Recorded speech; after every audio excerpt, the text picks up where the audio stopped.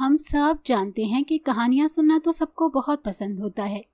اگر آپ کو بھی ہماری کہانیاں پسند ہیں تو ہمارے چینل کو لائک کریں اور سبسکرائب کر دیں۔ بیل نوٹیفیکیشن کو بھی آن کر دیں تاکہ ہماری مزیدار کہانیاں آپ کو بر وقت ملتی رہیں۔ تو چلیے شروع کرتے ہیں آج کی کہانی۔ ایک دفعہ کا ذکر ہے کہ ایک شہزادہ تھا، لیکن وہ صرف نام کا ہی شہزادہ تھا، کیونکہ اس کے پاس کوئی دولت کچھ نہیں تھا۔ اس کا باپ ایک بہت مشہور بادشاہ تھا، لیکن اسے جوا کھیلنے کی بہت بری عادت تھی۔ وہ اپنی ساری دولت، یہاں تک کہ اپنا ملک بھی جوئے کی نظر کر چکا تھا۔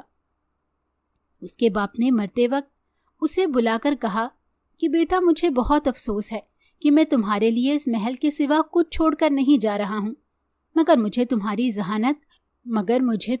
ذہانت اور ہنر مندی پر پورا بھروسہ ہے کہ تم ایک دن پھر اپنا کھویا ہوا ملک اور تخت و تاج دوبارہ حاصل کر لو گے۔ بادشاہ کے مرنے کے بعد رہی سہی دولت بھی بادشاہ کے قرضوں کی ادائیگی میں ختم ہو گئی۔ شہزادے کے پاس اب کچھ بھی باقی نہ رہا تھا، لیکن شہزادہ ایک بہادر اور ہنر مند نوجوان تھا۔ وہ اپنے ہاتھوں سے طرح طرح کی عجیب و غریب چیزیں بنا لیتا تھا۔ اس کے باغ میں ایک گلاب کا پودا تھا۔ اس پودے میں 5 سال میں صرف ایک ہی پھول کھلتا تھا، اور اس پھول کی خصوصیت یہ تھی کہ اسے ہر ایک پسند کرتا تھا۔ اس کی خوشبو پا کر پرستان کی پریاں بھی وہاں آ جاتی تھیں۔ گلاب کے اس پھول کو جو ایک بار سونگھ لیتا تھا، اس کی ساری بیماریاں دور ہو جاتی تھیں۔ وہ عجیب و غریب پھول پودے پر 6 مہینے تک کھلا رہتا تھا۔ جب تک وہ پھول کھلا رہتا تھا، اس ملک کے لوگ خوش و خرم رہتے۔ کسی کو غریبی میں، بیماری یا موت کا دکھ نہ اٹھانا پڑتا تھا۔ ایک بڑی عجیب بات یہ بھی تھی کہ پھول کو بادشاہ یا شہزادے کے علاوہ اور کوئی بھی نہیں توڑ سکتا تھا۔ اور دوسری انوکھی اور عجیب و غریب چیز ایک پیاری ننھی سی بلبل تھی۔ گلاب کا پھول شاخ پر رہتا تو بلبل اس کے پاس بیٹھی نئے نئے گیت گاتی رہتی۔ اس بلبل کا گانا اتنا دلکش اور میٹھا ہوتا کہ پریاں بھی اس پر رشک کرتی۔ اور سب سے بڑی بات تو یہ تھی کہ جو ایک بار بلبل کا گانا سن لیتا، وہ کبھی کسی سے جھنجھلا کر نہ بولتا تھا۔ شہزادے کے پڑوسی بادشاہ کے پاس دھن دولت کی کمی نہ تھی۔ اس کی ایک ہی بیٹی تھی جو بہت خوبصورت تھی، لیکن بہت مغرور اور ضدی بھی تھی۔ اس نے یہ عہد کر رکھا تھا کہ جو اس کے لیے سب سے انمول تحفے لائے گا، وہ اس کے ساتھ ہی شادی کرے گی۔ بڑے بڑے شہزادے طرح طرح کے تحفے لے کر آئے۔ کوئی انمول ہیرا لے کر آیا تو کوئی کبوتر کے انڈوں کے برابر سچے موتیوں کا ہار لے کر آیا۔ کوئی 7 سمندر پار سے جہاز بھر کے ریشم کے تھان لے کر آیا تو کوئی کچھ اور بیش قیمت تحفہ شہزادی کے لیے سب لے کر آئے۔ شہزادی نے ان تمام شہزادوں سے تحفے تو لے لیے، لیکن وہ شادی کے لیے تیار نہ ہوئی۔ اتنے قیمتی تحفے پا کر وہ لالچی ہو گئی تھی۔ غریب شہزادے کے کانوں تک بھی پڑوسی ملک کے بادشاہ کی بیٹی کی یہ بات پہنچ گئی۔ اس کے پاس اتنی دولت تو نہیں تھی کہ وہ شہزادی کے لیے کوئی قیمتی چیز خریدتا، پھر بھی اس نے اپنی قسمت آزمانے کا فیصلہ کیا۔ اگلی بار جب اس کے باغ کا وہ انوکھا پھول کھلا تو اس نے گلاب کے پھول کو توڑ کر ایک پیالے میں رکھ لیا اور بلبل کو پکڑ کر چاندی کے پنجرے میں بند کر دیا۔ اس کے بعد غریب شہزادے نے اپنے سب سے قیمتی کپڑے پہنے، کمر پر تلوار لٹکائی، اور یہ دونوں تحفے لے کر چند نوکروں کے ساتھ وہ ہمسایہ ملک کی شہزادی سے ملنے کے لیے چلا گیا۔ چند دن کے سفر کے بعد وہ شہزادی کے ملک میں پہنچا۔ شہزادی کو خبر ملی تو اس نے شہزادے کو شاہی محل کے اندر بلوایا۔ شہزادے کے ہاتھ میں کھلا ہوا سرخ گلاب دیکھ کر شہزادی بولی، یہ پھول کس چیز کا بنا ہوا ہے؟ کیا یہ کسی قوت کو تراش کر بنایا گیا ہے؟ اس پھول کی خوشبو سے تمہارا سارا محل مہک اٹھا ہے۔ شہزادے نے کہا، پھر بھی آپ ایسا سوال کر رہی ہیں، کیا یاقوت کے بنے ہوئے پھول سے خوشبو آ سکتی ہے؟ شہزادی چپ رہی۔ اس سے اپنی کنیزوں پر بہت غصہ آ رہا تھا، کیونکہ وہ شہزادے کو گھیرے کھڑی تھی اور اس پھول کی خوشبو سے مست ہو رہی تھی۔ شہزادی نے بڑی نفرت اور حقارت سے کہا، مجھے ایسے 2 کوڑی کے پھول کی ضرورت نہیں۔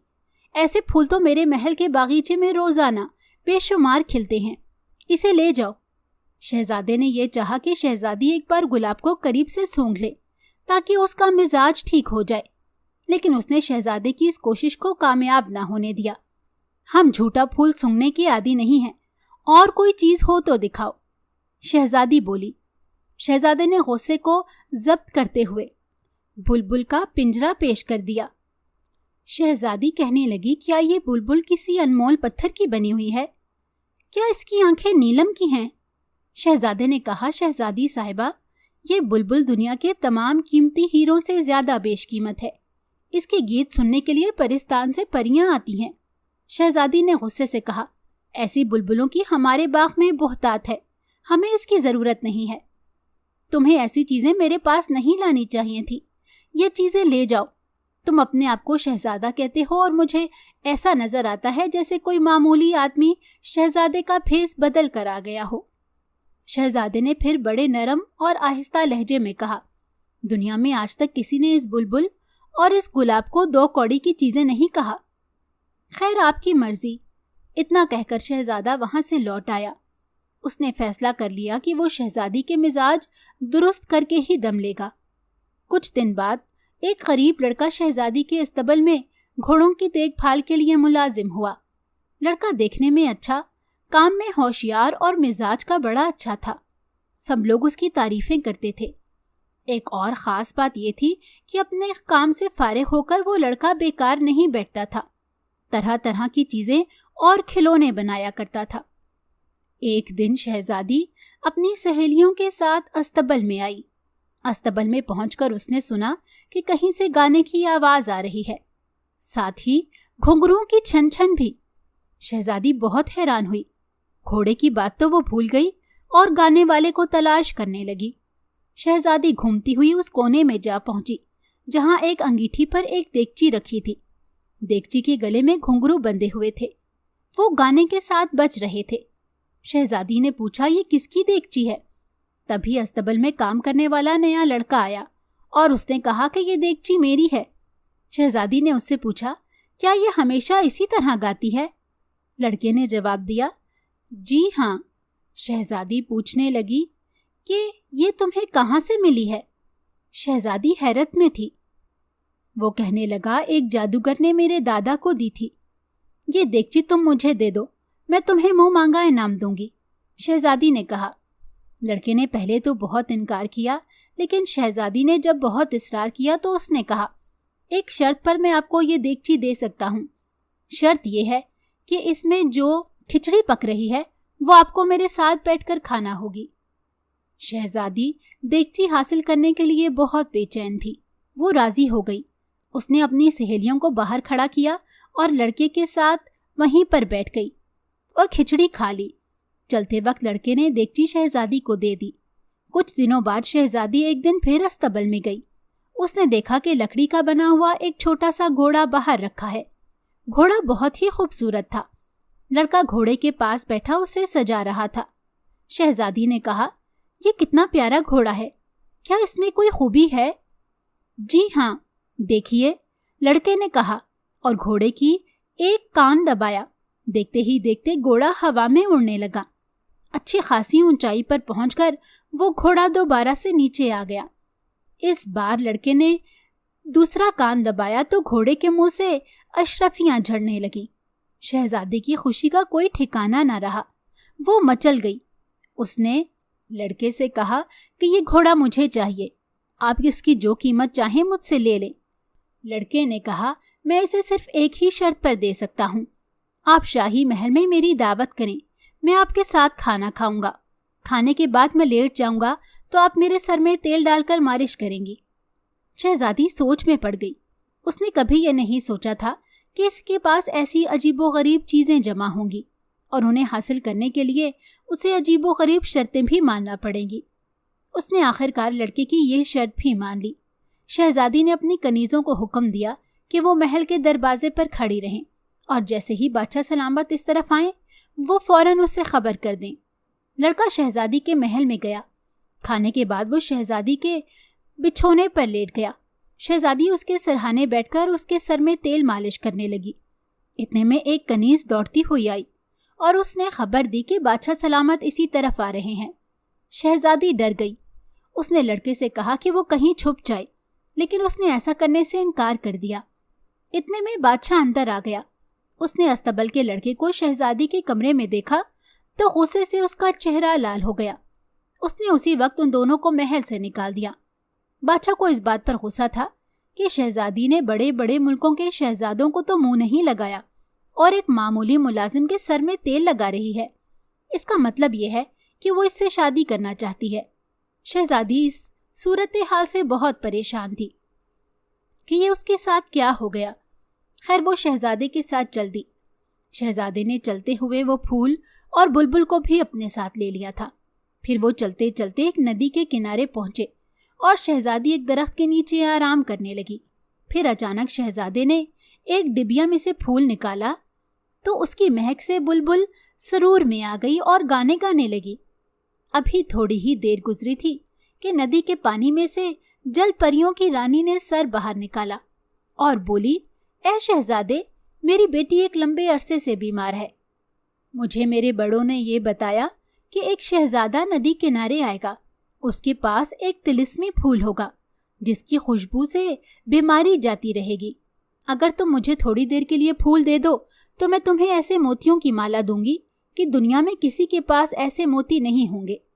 शहजादे ने फूल जल परी की रानी को दे दिया और फिर थोड़ी देर बाद जल परियों की रानी वापस आ गई और उसने वो फूल शहजादे को वापस कर दिया।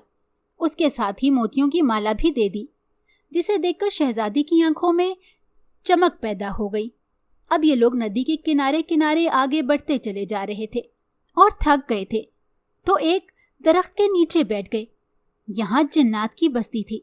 यहाँ भी शहजादे ने फूल निकाला तो बुलबुल मस्त होकर गाने गाने लगी। अचानक वहां एक खौफनाक जिन नमूदार हुआ, जिसे देखते ही शहजादा और शहजादी बेहद डर गए। जिन ने कहा, शहजादे खौफजदा ना हो, मैं अरसे से तेरा इंतजार कर रहा हूँ। मेरी बेटी को एक अरसा हुआ उदास उदास रहती है। किसी भी तरह के उसके चेहरे पर मुस्कुराहट नहीं आती। मुझे एक नजूमी ने बताया था कि इस पेड़ के नीचे एक शहजादा आकर ठहरेगा। उसके पास गाने वाली बुलबुल होगी। शहजादी अगर उस बुलबुल का गाना सुनेगी तो खुश हो जाएगी। मैं देख रहा हूँ कि तुम्हारे पास वो बुलबुल है। अगर तुम उसे एक दिन के लिए मुझे दे दो तो मैं तुम्हें ऐसे नायाब तोहफे दूंगा जो किसी बादशाह के पास भी ना होंगे। शहजादे ने जिनों के बादशाह को वो दोनों चीजें दे दी। अब तो शहजादे और शहजादी में कोई बात नहीं हुई थी। शहजादी ने शहजादे को फूल और बुलबुल की वजह से पहचान लिया था। वो समझ गई थी कि यह वही शहजादा है। उसने गरीब आदमी का रूप बदला हुआ है और अब तो शहजादे के पास ऐसे मोतियों की माला थी जिसकी कीमत कोई बादशाह भी नहीं दे सकता था। ये दोनों इस दरख्त की ठंडी छांव के नीचे शाम तक बैठे रहे। शाम हुई तो जिनों का बादशाह नमूदार हुआ। उसने शहजादे को कहा कि शहजादे, मैं जानता हूं कि तुम एक शहजादे हो। तुम्हारे बाप ने अपनी हिमाकत से बादशाही खो दी थी। मैं तुम्हें कुछ ऐसे तोहफे देता हूँ और उसके साथ ये भी बताता हूँ कि तुम्हारे दादा ने शाही बाग के फवारे के नीचे एक बहुत बड़ा खजाना दफन किया हुआ है। तुम जाकर उसको निकालो और ऐशो आराम की जिंदगी बसर करो। जिनों के बादशाह ने शहजादे और सुर्ख लालों का हार दिया जिसमें हीरे लगे हुए थे।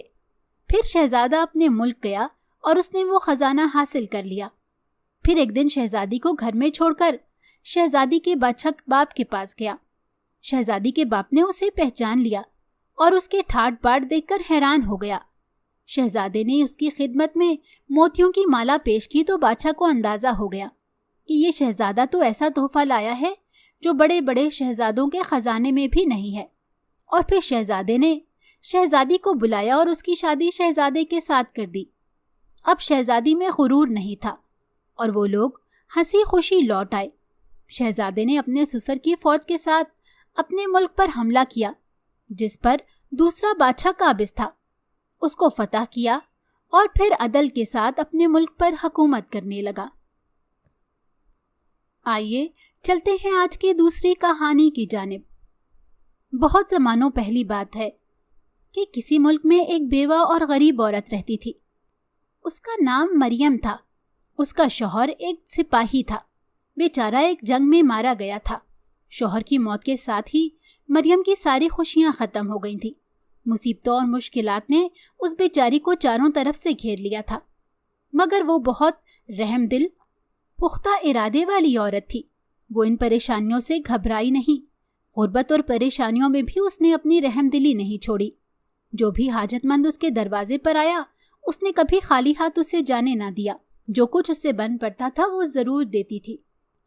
مریم کی رحم دلی صرف انسانوں تک محدود نہیں تھی، بلکہ موقع ملنے پر وہ جانوروں اور پرندوں کے ساتھ بھی اچھا برتاؤ کرتی تھی۔ ایک دن اچانک اس نے ایک چڑیا زمین پر پڑی دیکھی۔ اس کے بازو زخمی ہو گئے تھے، جس کی وجہ سے وہ اڑ نہیں سکتی تھی۔ بھوک اور درد سے چڑیا بیچاری تڑپ رہی تھی۔ مریم نے آہستہ سے چڑیا کو اٹھا لیا اور اپنے گھر لے آئی۔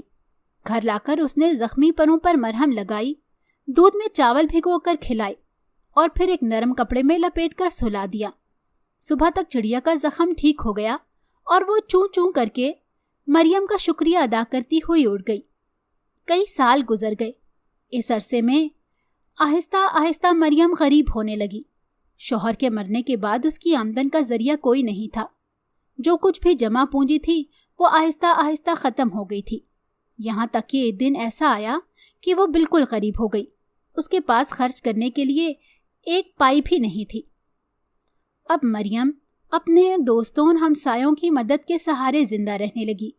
اس کے کھانے کا خرچ بھی اس کے دوست اور ملنے جلنے والے پورا کرتے تھے، لیکن آخر کب تک وہ لوگ اس کی اخراجات اٹھا سکتے تھے؟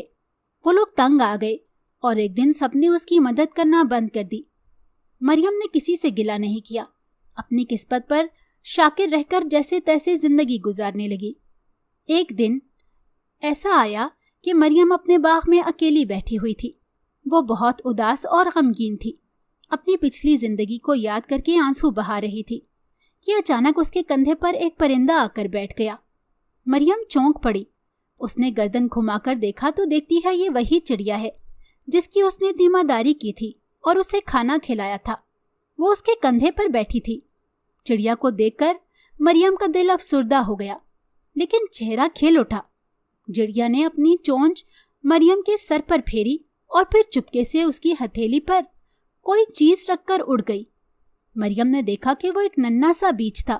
وہ مسکرائی اور یہ سمجھ کر کہ چڑیا اسے احسان کے بدلے کے طور پر وہ بیج دے کر چلی گئی ہے۔ وہ اپنی جگہ سے اٹھی اور بیج کو زمین میں کھود کر گاڑ دیا۔ اس واقعے کو ایک عرصہ گزر گیا۔